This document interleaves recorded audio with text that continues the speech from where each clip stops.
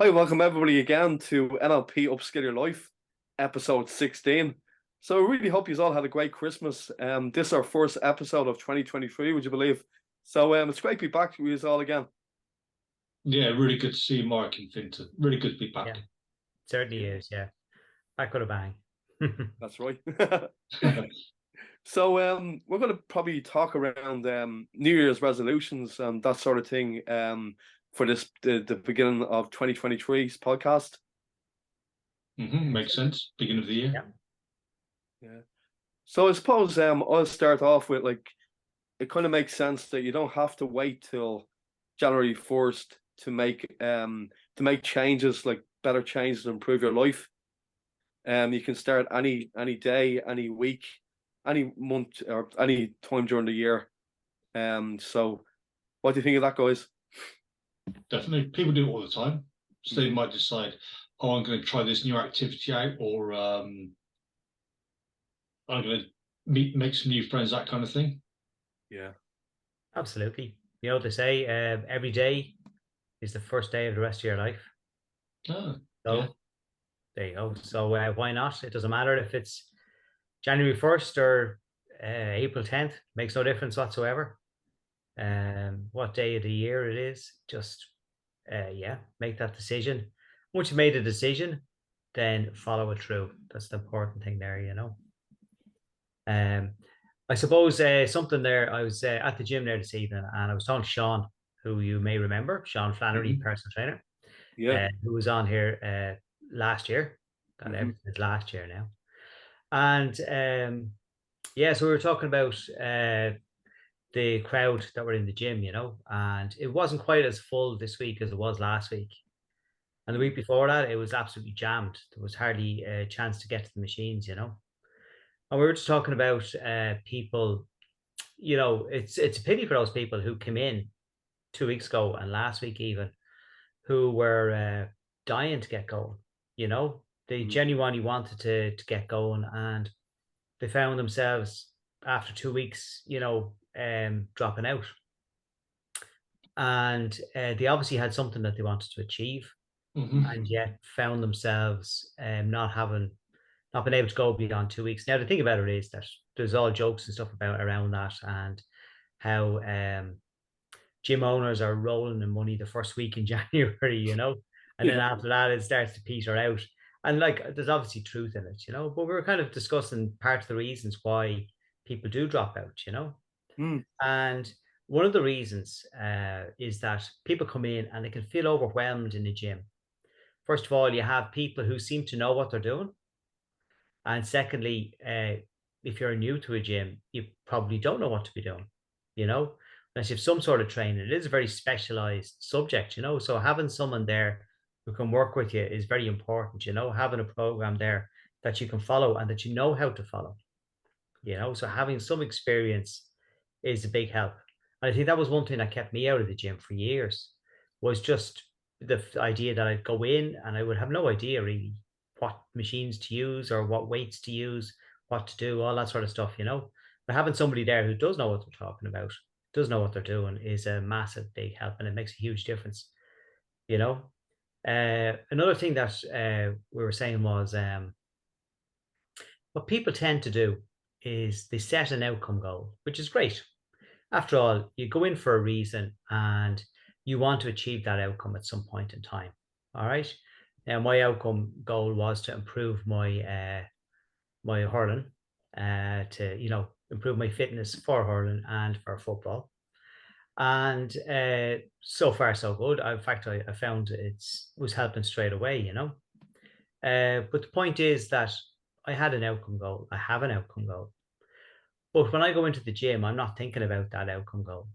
What I'm thinking about is the process that I'm going through at that time.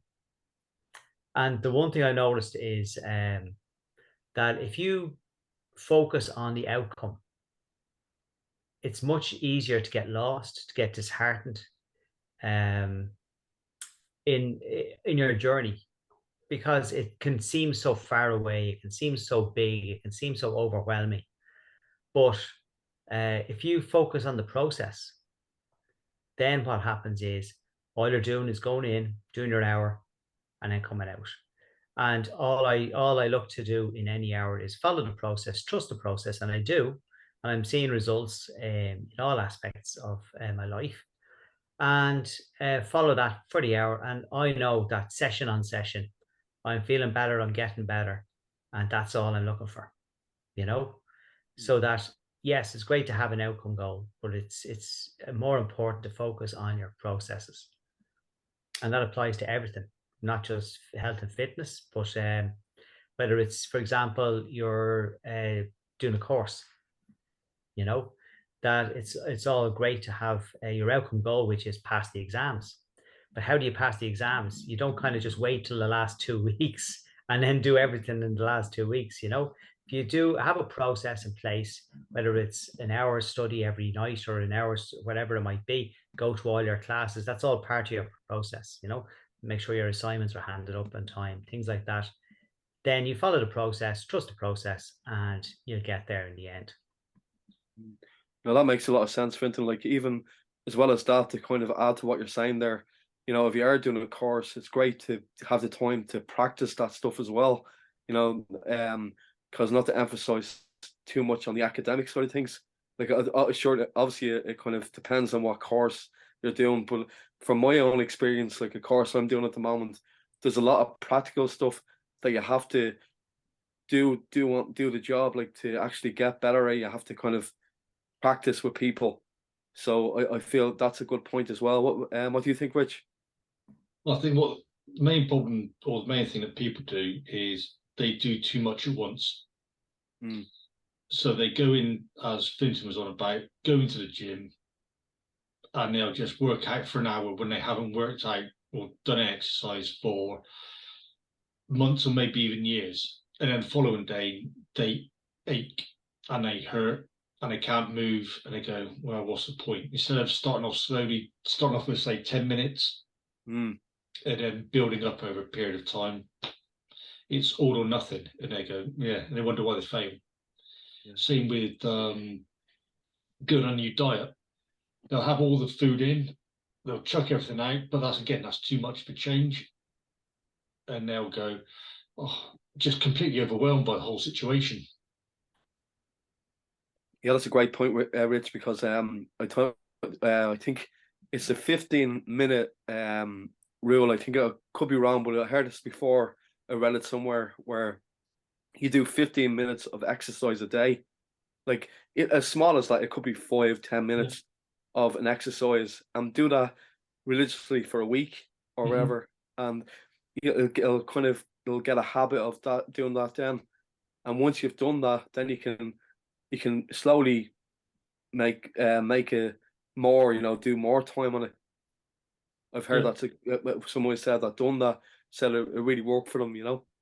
Yeah, or there's that old Japanese principle, I think it is, of if there's something you don't want to do it for 2 minutes, or do it for a minute. Then just, if you feel like you're achieving something, carry on and do it for a bit longer. Yeah. Until that task maybe get completed, or do task until you had enough of it, leave it, then come back to it at a later time. Yeah, it's a good point. All right. I know myself that sometimes I just don't feel like doing something. I like that. I know that if I actually start doing it, it's more the thoughts of it than the actual doing it. Once I start doing it, then my ego state is in the executive, and it wants to keep going at that particular task, and it will until it's done or whatever, you know. But yeah, and also you were saying about people feeling overwhelmed, going in, lift too much weights, too heavy weights, and then feeling sore and tired the next day. And that's absolutely true. I know myself, actually, one of the things is, one of the things Sean insists on is that if I'm lifting weights, that they're right for that particular, for me, for that particular exercise, so that I'm not sacrificing form. If I'm sacrificing form, then I'm not actually working the right muscles and I'm not lifting them right. I could actually end up doing damage. So sometimes if we go up a weight and then it's just that little bit too much in terms of form, like, the thing is, I could push through, but that's not what it's about. It's about doing the right amount at the right time. And yes, I know I've worked out and tomorrow, but one thing I've always been good at is recovering. So that's what stands to me. That's what keeps me going. You're a bit younger than Yeah. us, Swinton, so you probably recover quicker. Yeah, probably not younger than you, but anyway. But yeah, I've always been good at recovering, and that's why I just can keep going, you know.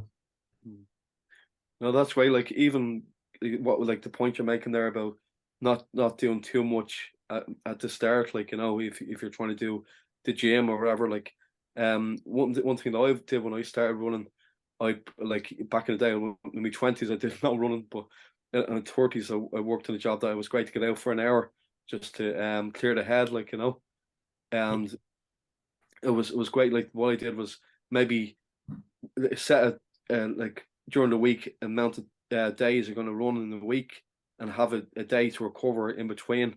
Just say I ran on a Monday, then I take Tuesday off to go out on Wednesday, then take Thursday off, and you're that way. I find it great to give a day in between to recover.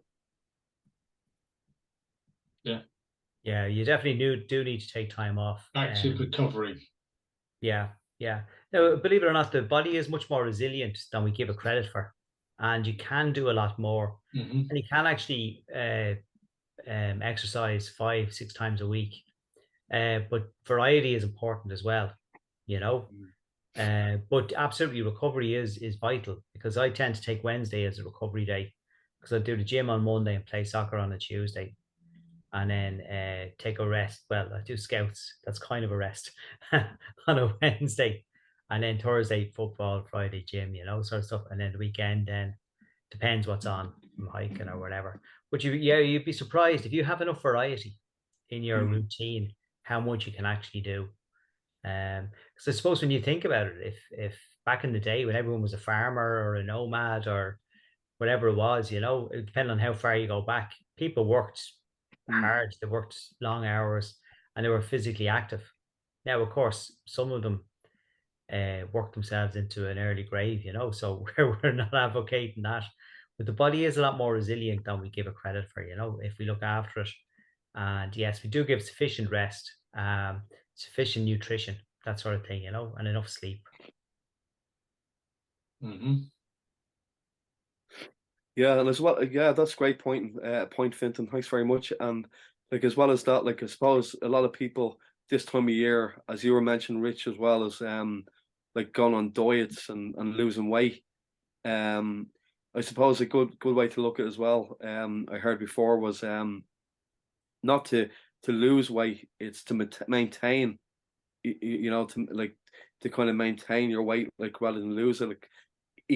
Concentrate on eating a healthy meal, and like healthy food rather than real food, rather than cutting down completely.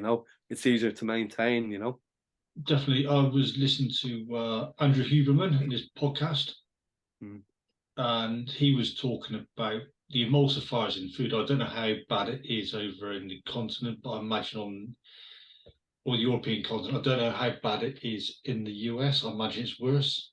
But what he was saying is, like all the emulsifiers that we get in, like washing up liquids and stuff like that, that is actually added in food, and that just destroys the entire gut system. So you're absorbing all that processed food and all that crap that goes in it. So people are far better off, as you said, Mark, cooking homemade food. You know what's in it. It tastes a lot better, and people will be a lot healthier at the end of the day. Yeah. Because I think it's made really convenient to buy the processed stuff, but I think it's probably to think back of what your parents used to eat and your grandparents, what they used to give you. You can kind of just really kind of try and think of what they used to eat, and that'd be a good guideline for people to follow. That's a good point. There was a time, of course, nowadays we have organic food, but there was a time when organic food was just called food, you know? Yeah. You know, you didn't have the other type of food. And that, Well, people did, but it was a treat. rather than it was the exception rather than the rule. Absolutely, yeah, for sure, for sure. Yeah, as you were saying there about people trying to lose weight. One of the issues, I suppose, it's a big issue, really. You know the way, for example, in anything that you do in life, right? There's a triangular effect, right? So, for example, if you want to make money, okay, if two people want to make money, so one goes out, provides a great service, and as a result of that, makes money. The other just wants to go out and make money. So it doesn't matter what he does. He's much more likely to rob and steal and swindle people out of it just to get money, because that's his goal, is to get money. So he's ignoring the triangular effect, you know. The same applies with, I suppose, losing weight, right? I'm gonna say one thing about it is that a lot of people go out just so that they end up looking better. So whether it's going to the gym or exercising in some way, some form, and eating differently, I'd say, okay, the goal is just to look better, right? The problem with that is that's like the guy who just goes out to make money. You know, you don't have any real motivating factor except the money, except the thing. Whereas somebody who decides, okay, I've decided I'm going to live a healthier life. Okay, what do I need to do to live a healthier life? Right, I need to exercise. Okay, and find an exercise that you enjoy. Right, I need to eat better. Okay, so what exactly do I need to eat? What do I need to cut out? You know, and as Rich said there, okay, keep them in for treats, but only exceptionally and only as treats. You know, what do I need to eat? You know, and once you've decided on that and your goal is to gain health, you know, you will automatically start looking better, you know. But the great thing about that is that you automatically start feeling the health benefits, you know, and that's when you start getting excited and you feeling motivated. You go, well, actually, do you know what? I'm feeling better now. I have more energy because I'm eating better. I have more energy because I'm doing a bit of exercise, whether it's going for a walk or going for a run or whatever, going for a swim. All right. But the point is that you're not just going out to look better, because it's very fickle, and it's not a sufficiently motivating factor. And in fact, what people end up doing is they do all the wrong things. Maybe they go to the gym, they start lifting weights, but they're lifting too heavy weights because they want to get too far too soon. There was a thing I came across, and I won't mention the particular plan, but there was a company, a weight loss company. Did I say that right? A weight loss company? Yeah. Mhm. Who what they were doing was they were giving points or whatever, right, for foods. So you had a certain amount of foods every day. And what was happening was some people were saving up these points for the weekend and going drinking with them, you know. And it was like, yes, at the end of the week, they had the same calories as somebody who was eating healthily, but instead of eating healthily, they were like drinking their calories, you know. So when you're just looking to lose weight, just looking to do it to look good, I should say, then you're going to miss out on all the actual or motivating factors that will actually drive you on to success. Yeah, that's good. That's a great point. Yeah, that's really good, because I love that concept of the triangle. That's really good, because I started reading a book there again recently called The Four Agreements. I don't know if you ever came across that one. No. No, go on ahead. What's it about? So basically, you make 4 agreements, and I suppose it ties in well for the new year. You know, the first agreement is well, I don't remember. I'll have to think of the correct order, but one of the agreements is don't take things personally. Mm-hmm. You know, like if for people, like, you know, don't, if people say you're great, don't take that personally, and people say you're like put you down, don't take that personally either. That's one of the agreements in the thing. And the next other agreement is always do your best in every situation.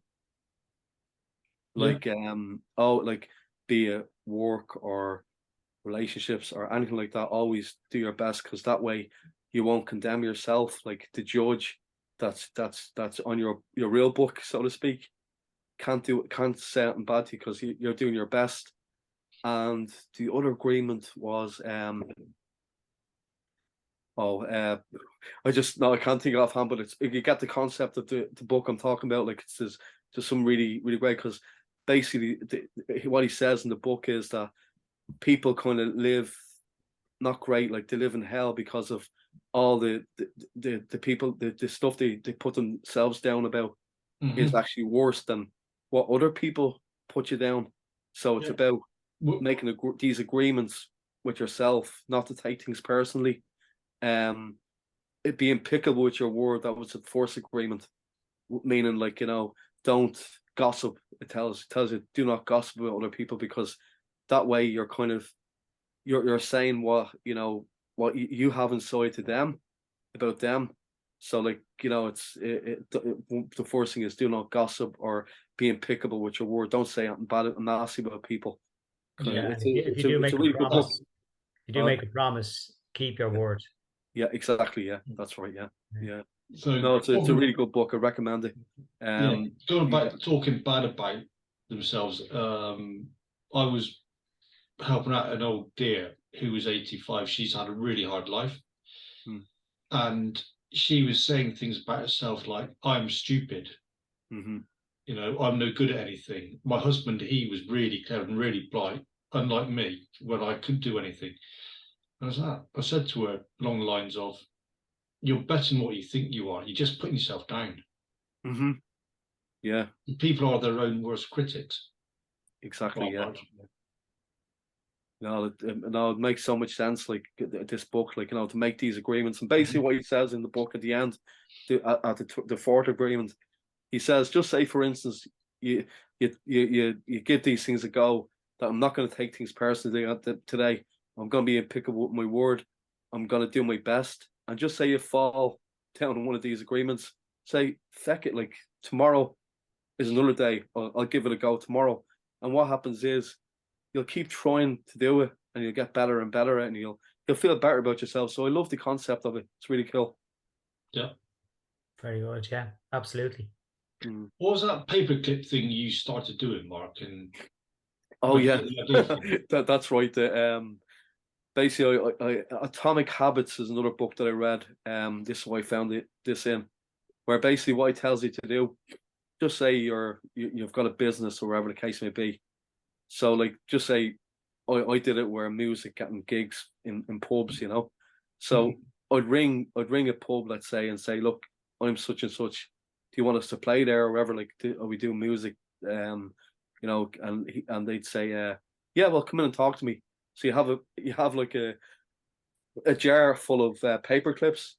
So if you get a yes, you take one of them out and put them in the other jar, you know.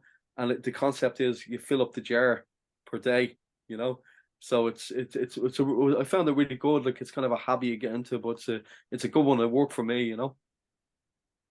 Excellent. Yeah, that makes sense. Kind of, you get to see your progress. You get to see the effort you've been putting in, and you feel that, you realize that you have actually put a lot of effort in. Yeah, I can understand that. Yeah, that makes perfect sense. Yeah, it's a good one. Like for people to listen, I've tried it and it worked out well for me. You know, I got a bit of work out of it. So give it a go. Yeah. Again, going back to Andrew Huberman in his podcast, he was on about celebrations and rewarding yourself for achieving things. So what people end up doing is rewarding themselves too often, too frequently. So they've achieved something, and they'll achieve something else, and they give themselves as a reward each time. And then that lowers a dopamine response to it. So what he helped write this paper with this lady, I can't remember what her name is, and she said, "We're not going to celebrate." And he's like, "What? We'll do it next one or the next paper."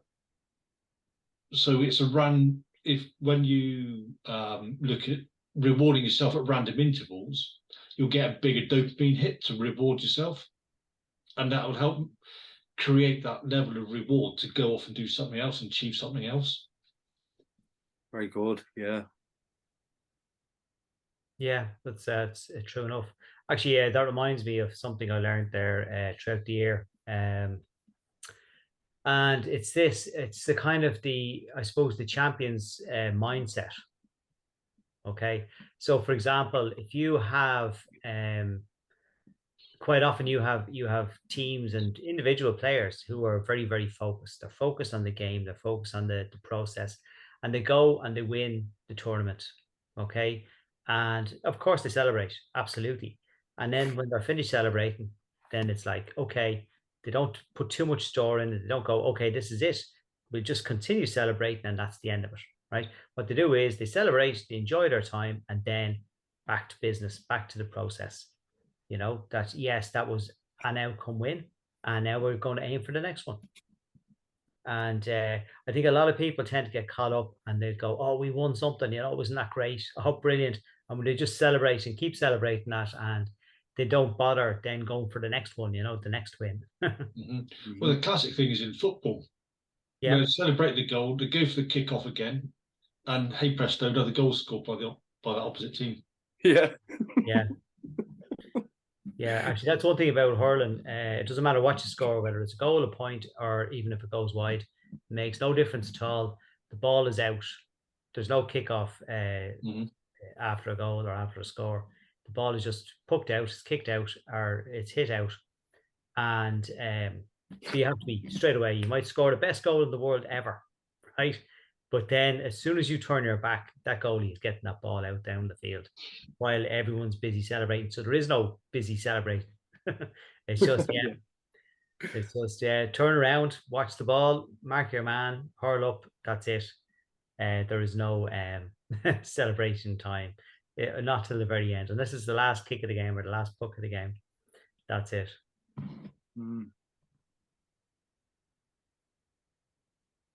Yeah, that makes so much sense. Yeah, great stuff. And yeah, it's actually funny. I was only thinking there earlier on, like talking about people celebrating like a win because the football team, Ireland football team, were playing France in the qualifiers. You know, so we're the commentators listen to. Let's hope they win it, so they might have a hangover and they play us next game. You know, because France are incredible. You know. Yeah. Very good. Very good. Yeah. But no, another thing I was just thinking of earlier as well was, you know, for instance, if your people now want to kind of eat healthier in the new year, you know, don't want to eat, trying to cut down on the sweets and the crisps and the chocolate, you know.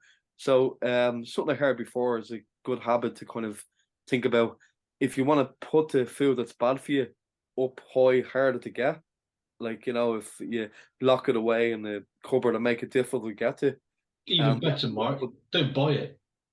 Yeah, leave it exactly. Leave it on a shelf in the shop. Yeah, good idea.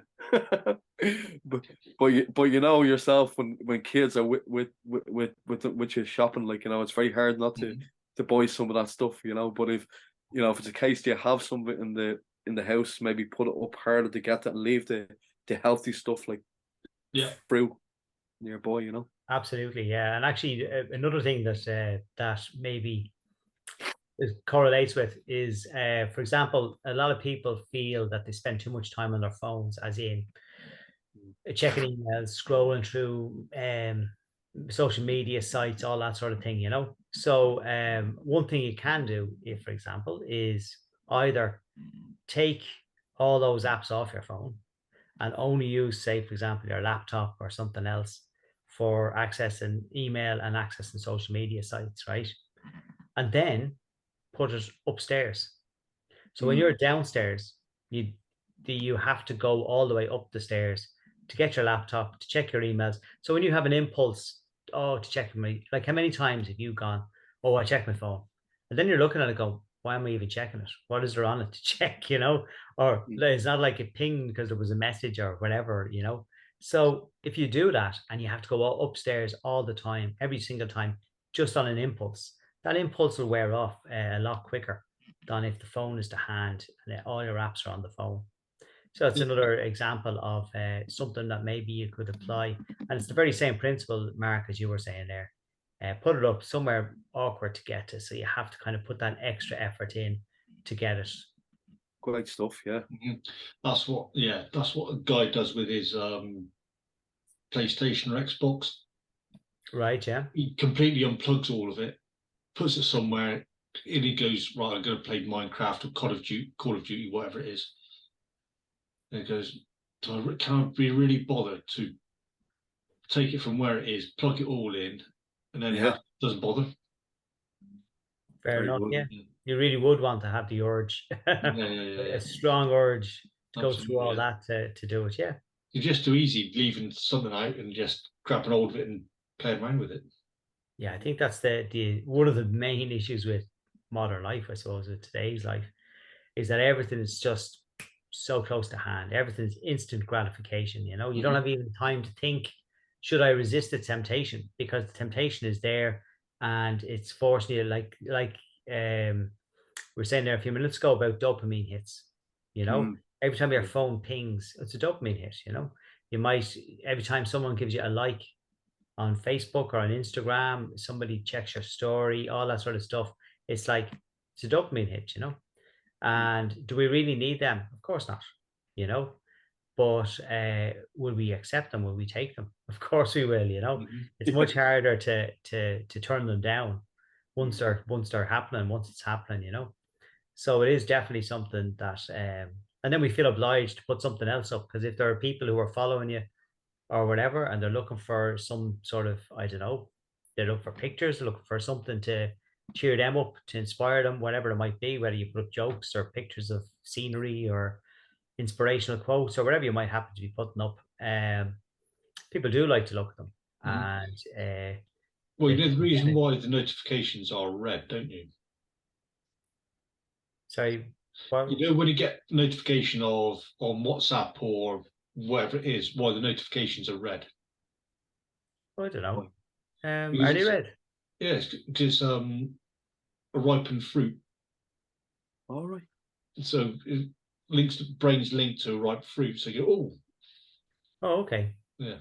I thought red was like urgency. No, it's to do with ripe fruit. Right. Yeah. There you go. So the results, the fruits of your labor. Well, somebody else's, yeah. Ping in, ping, ping, ping. Yeah. I think it's a reason why, you know, the way you have to change the light in your phone if you're in bed at night as well, because that can kind of keep you awake, kind of thing. Did you ever hear that before? That's right. Yeah, the blue light. You can actually switch the blue light off on your phone. Yeah. But they reckon that you shouldn't even have your phone near you up to an hour before you go to bed. Now, I think it's great me sitting here giving all this great advice. Because I know that I'll be scrolling through my phone and then I go, okay, that's it. And I'll stick on some sort of meditation or whatever, guided meditation, and just go to sleep then, you know. But it's very hard to put that down here. It's constant, you know. Oh, I'll just check one more thing. I'll check one more thing. I'll check one more thing. And next thing, you know, and you go, oh, did I check Facebook? Did I check Instagram? Did I check Messenger? But sure, no one messaged, you know, did I check whatever, WhatsApp? Yeah. So-and-so see that message I sent them there 2 days ago, you know. You can actually get a lockbox for your phone. Oh, yeah. Yeah, so you can set it for, say, like 4 or 5 hours or how long it is, and that will not open. Obviously, unless you break it open. Right. Is that like the thing they have in restaurants where everybody sitting at the table has to put their phone into it? Yeah. Something like that for the duration of the meal. And I think the idea is then that whoever the first person is to take their phone out has to pay the bill. You'll be keeping that phone well in there. Absolutely, yeah. Don't even take it out with you. Sorry? Leave it at home. Yeah.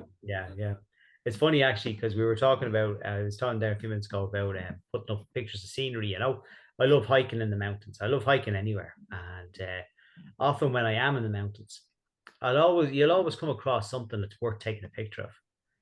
But what I try and do is take no more than 4 or 5 pictures. And that might include a picture of myself or the people I'm with.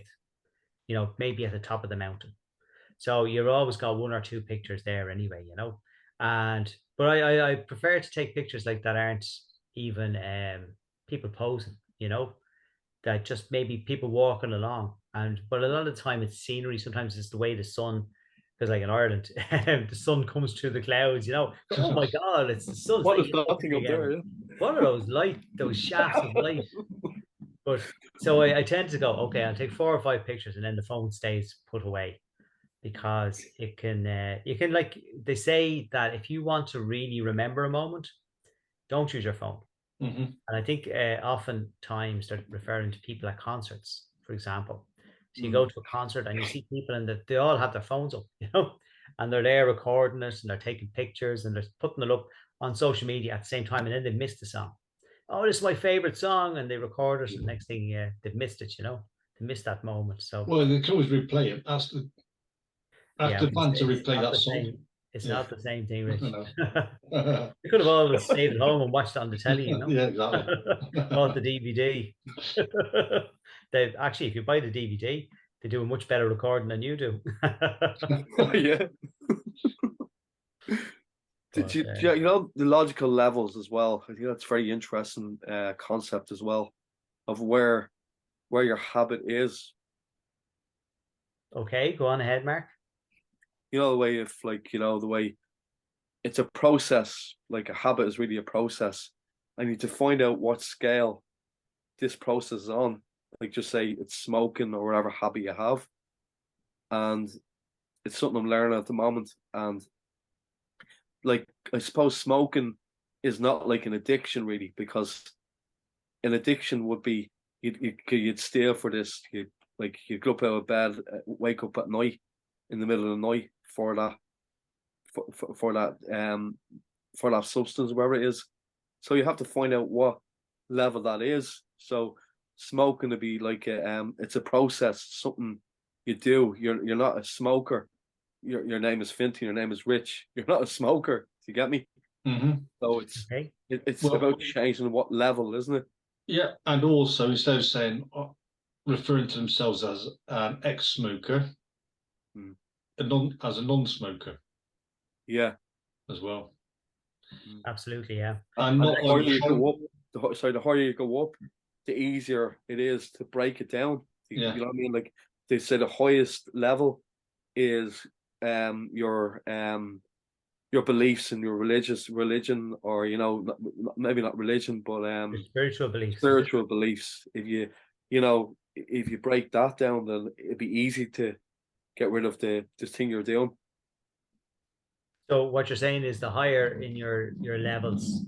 Yeah. So for example, the highest one is your spiritual beliefs, then followed by your identity. Identity, yeah. That is right. So if I identify as a smoker, then if I give up smoking, then I lose part of my identity.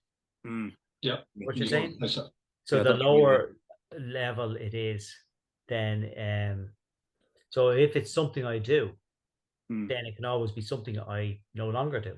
Yeah, and you can always change it for something else. Right. Yeah. So I do something else instead. That's a very good point. And actually, I did smoke. I smoked for like 17 years, from the age of 12 to 29. You know, and I went to a hypnotist, and I got some very interesting. I learned a lot from that session. You know, because even before he did the hypnosis, and he didn't even do a very deep trance or anything like that. He didn't need to, really, to be honest with you. He did a lot of good prep work, you know. And one of the things he said to me was, well, look, when you started smoking when you were 12 or whatever, you know, you had reasons for starting to smoke, you know. And of course I did. And at that point, at that time, I suppose it was part of my identity. You know what, when you're in secondary school, you have guys who do sport, you have guys who do this, that, or the other, right? And there's guys who smoked, you know. So it was like a little family thing, you know, and you all had this common aim every day, which was to get enough cigarettes to get you through the day, you know. And it really was a community, you know. And there was a lot in it. Like, you know, if somebody had a cigarette, then everyone had like a few puffs off a cigarette, sort of thing, you know. And all of that sort of stuff. And it was actually something that a bonding thing, you know, a community thing. But of course, by the time I was 29, everything had changed in my life, you know.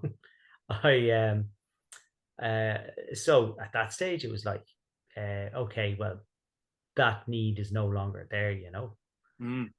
And it was actually very easy then to turn around and go, well, okay, it's no longer my identity, you know. Like I identified as a smoker, but that was gone then. You know, I didn't need that identification. I didn't need that. So I was able to say, well, this is something I did or I do, and now it's something I no longer do. And it made a big difference because before that, while I identified as a smoker, for example, on Ash Wednesday, everybody used to try and give up smoking. I use the term try and give up smoking Yeah. for the day because they didn't always succeed. And in fact, I remember I think I did succeed one year, but I was there and I was waiting for midnight, you know, on the Thursday. And I was there and I was hanging out the window having a smoke, and it was the best fucking smoke ever, you know. Yeah. And I rolled that at like at lunchtime or something, that cigarette, and I smoked it at midnight, and it was great. But but other years I didn't get till lunchtime. I was like an antichrist going, this is doing me no good. It's doing no one around me any good, you know. I'm not fit to work. I'm not fit for anything. I'm just so distracted. So I just have the cigarette be just to put everyone out of their misery, you know. But when I Mhm. gave up smoking, when I went to the hypnotist and I realized, well, I'm no longer a smoker, suddenly the feeling I had of withdrawal was no longer a thing of, oh, I can't wait to have the next cigarette. I can't wait to have a smoke. It was more a thing of, okay, well, I can't wait till this feeling passes because I'm no longer a smoker.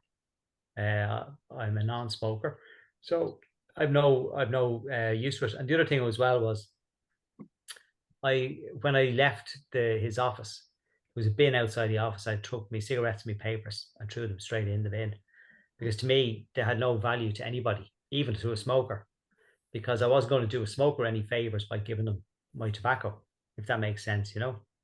Where somebody else I knew also went to him, but he valued the cigarettes still at the end and gave them to someone. And I remember noticing that at the time, and thinking, I wonder. And that person obviously went back on the cigarettes, you know, because they still had a value to them. Mhm. Yeah, and there, yeah, no, well done for quitting. Like, and it just shows you like what we're learning in a course I'm doing at the moment. It's really really good. You know, he makes that exact point. You know, that you know when you're at threshold, it's basically all they do is you're up the top. They're just pushing you over the hill, in a metaphorically speaking, to quit the smoke. You know, so as well as that, like if anybody wants to, we're doing this course and the smoking sensation, the smoking. I think I'm saying that wrong. Me, you know, for giving up smokes. We'd be happy to kind of help you with the stuff we're learning. So you can email the email address that, you know, NLP Upskill Your Life at hotmail.com, and we'd really appreciate you know, people to get in touch, and we can practice this stuff on you to make you quit. So it'd be great. Help you quit. Help you quit, exactly.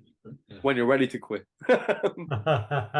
Absolutely. And of course, that applies to any of your New Year resolutions, anything that you want to do or achieve in life, Yeah. whether it's something you want to give up or something you want to achieve.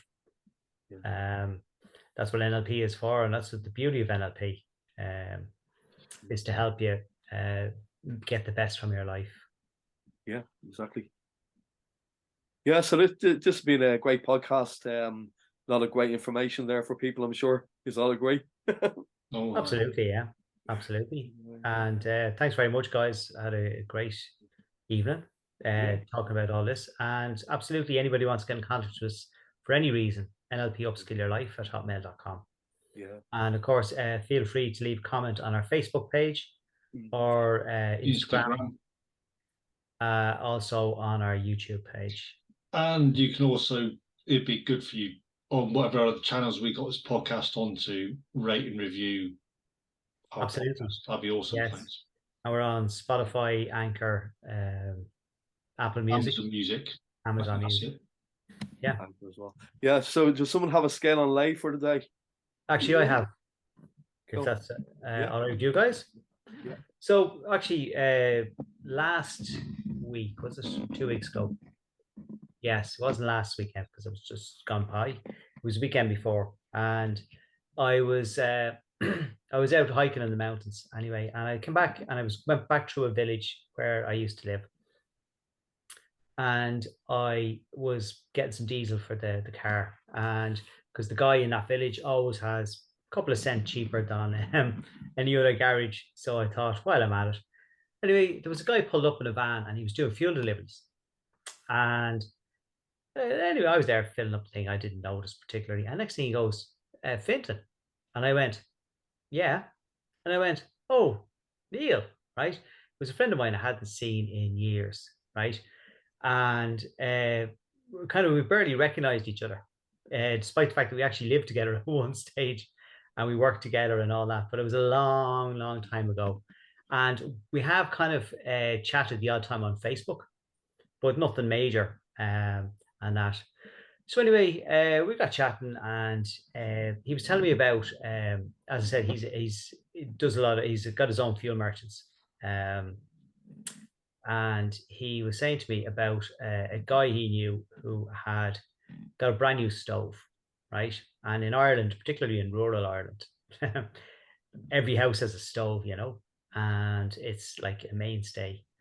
And he was saying that this guy, of course, he was working all day. So what he used to do was he would got a particular type of a fuel, kind of briquette or whatever, right?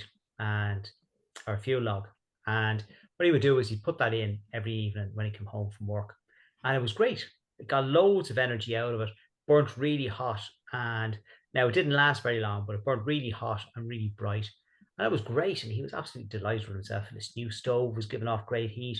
He had this fuel, and it was going great. And then after a while, the stove wasn't. He was putting in the same amount, and then the stove just wasn't giving the same heat.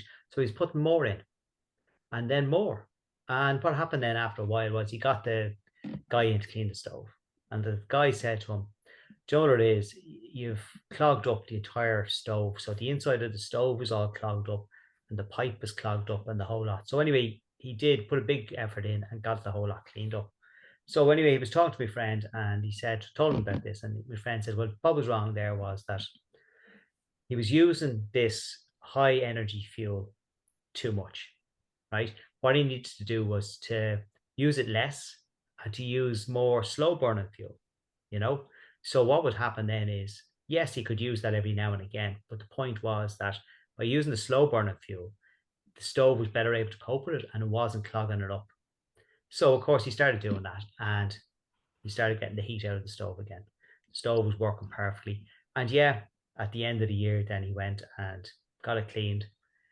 And but it was nowhere near as clogged up as it had been before. I like it. Very good. Good stuff. Thanks very much, Finton. Thank you. You're very welcome. Got empowering question, Mark? I haven't prepared anything, but do you want to go ahead, Rich? Yeah. So, kind of thinking along the lines of what we were discussing earlier, and you were mentioning about making changes and a bit about photography and all that sort of stuff. So, imagine now that you are meeting your maker, whomever your maker is, and there's your whole life is being played out in front of you, and you're asked to go back to a certain point to change that trajectory. What opportunity could you take in the near future to make your life a lot better?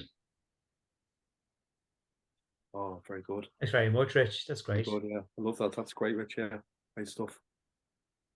Great stuff, lads. Thanks very much. Great stuff. Good, Mark.